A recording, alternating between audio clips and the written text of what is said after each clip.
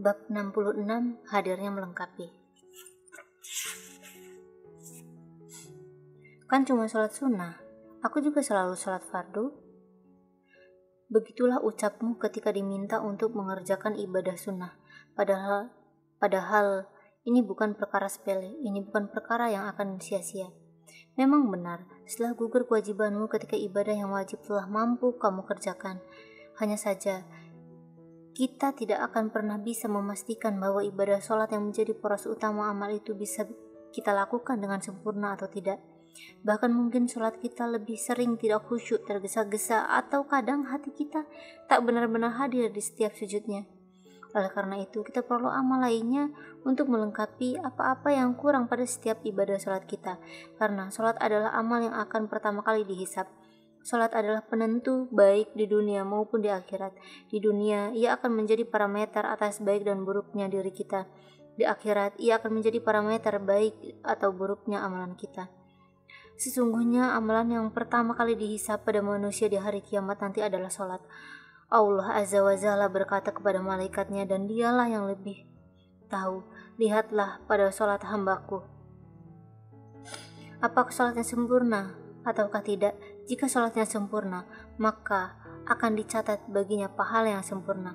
Namun, jika dalam sholatnya ada sedikit kekurangan, maka Allah berfirman, lihatlah, apakah hambaku memiliki amalan sunnah?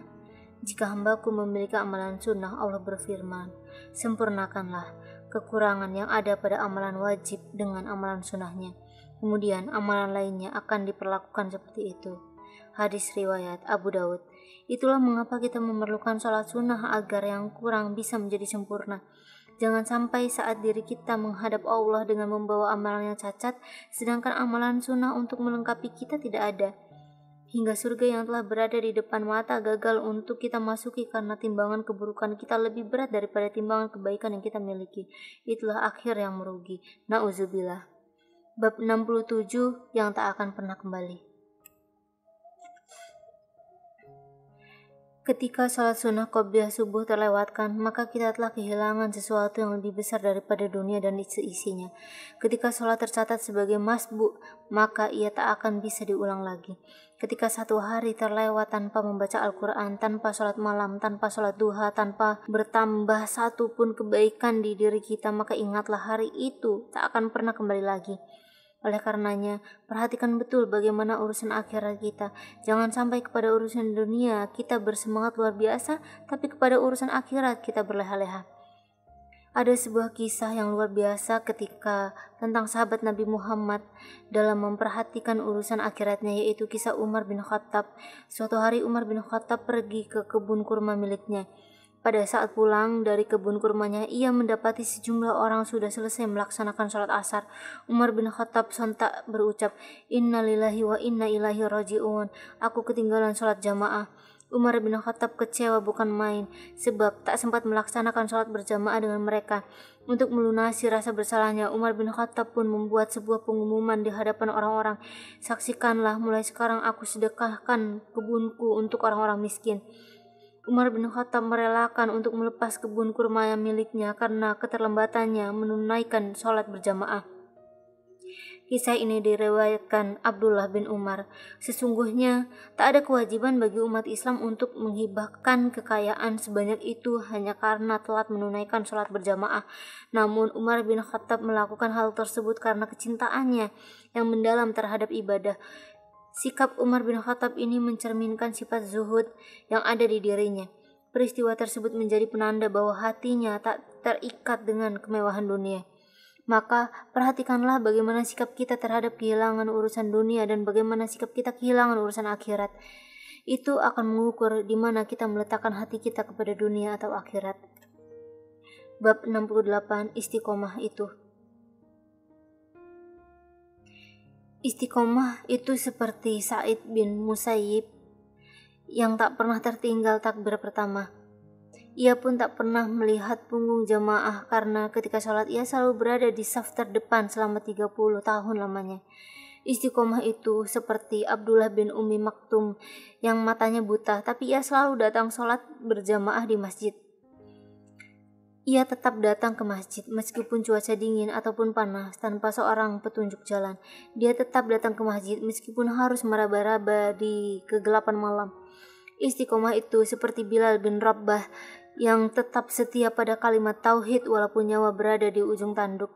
Mereka tetap setia dalam memperjuangkan agama dan amalan mereka walaupun kondisi menghimpit dan kesulitan menjempit, sebab mereka paham yang ingin mereka capai adalah ridho Allah dan surga Allah, dan apalagi yang dapat mendekatkan mereka kepada apa yang ingin mereka capai kecuali keistiqomahan dalam beribadah dan keimanan. Istiqomah merupakan bukti bahwa cinta kita kepada Allah itu benar-benar nyata.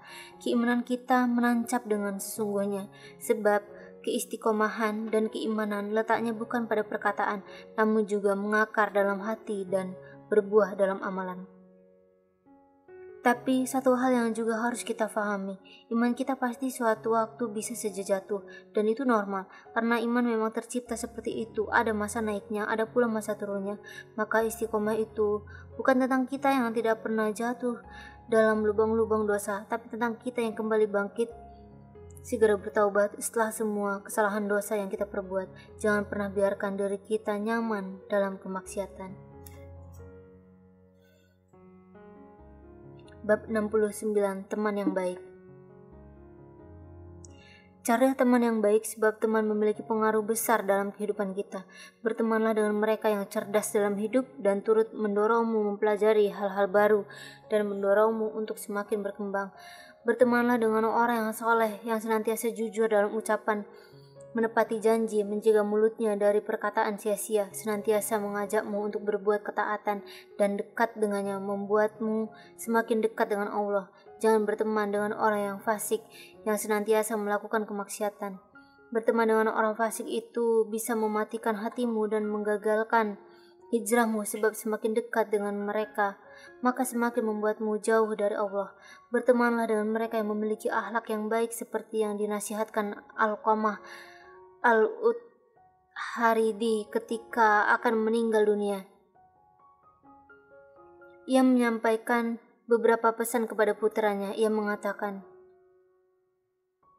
"Wahai anakku, jika engkau ingin berteman dengan seseorang, bertemanlah dengan orang yang jika kau berkhidmat padanya, ia mau menjagamu. Jika engkau bersamanya, ia menyenangkanmu. Dan jika engkau sedang mendapatkan kesulitan, ia mau membantumu. Bertemanlah dengan orang yang jika kau ulurkan tanganmu memberikan, maka ia juga mengulurkan tangannya untuk menerimanya. Jika mereka engkau berbuat baik, ia akan mendukungmu, dan jika melihat engkau berbuat buruk, ia akan mengingatkanmu dengan cara yang baik. Bertemanlah dengan seseorang yang akan membenarkan apabila engkau berbicara, yang akan membantumu apabila memerlukan sesuatu, dan bersedia mengalah apabila kalian bertentangan tentang sesuatu. Namun begitu, kita tak bisa hanya menuntut orang menjadi teman baik. Kita juga sudah tentu harus menjadi teman yang baik bagi orang lain. Jadilah teman yang siap membantu baik dengan harta maupun tenaga apabila teman kita sedang berada dalam kesulitan. Jaga mulut kita untuk tidak menceritakan aib-aibnya, tidak berkata yang akan menyakiti hatinya, dan senantiasa berterima kasih atas kebaikan yang ia lakukan.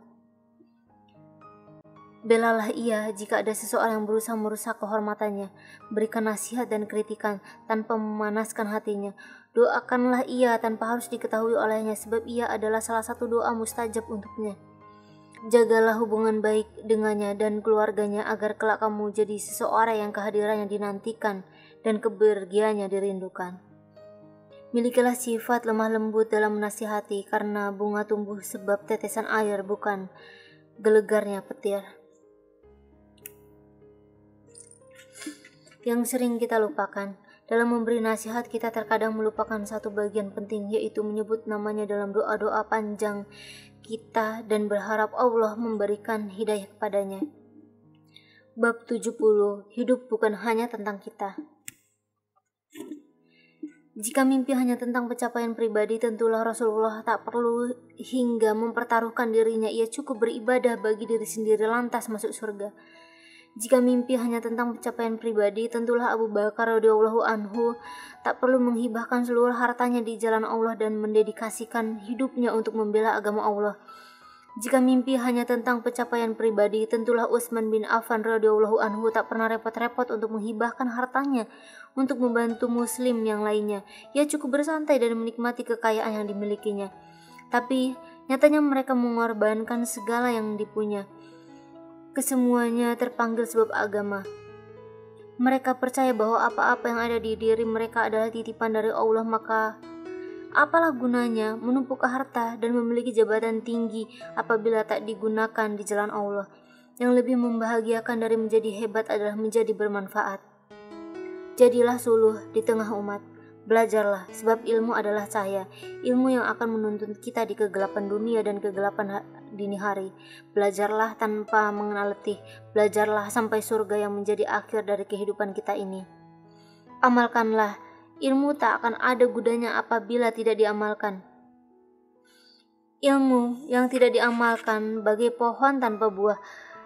Amalkan ilmu sedikit demi sedikit, sebab amal akan menjaga diri dari keangkuhan dan kemalasan. Sebarkanlah, jadikanlah suluh di tengah umat, masyarakat, lingkar persahabatan dan keluarga. Sebarkanlah kebenaran, kebahagiaan, dan kebaikan. Istiqomahlah. Jangan berhenti sebelum kita bisa pastikan satu tempat untuk kita di surga nanti.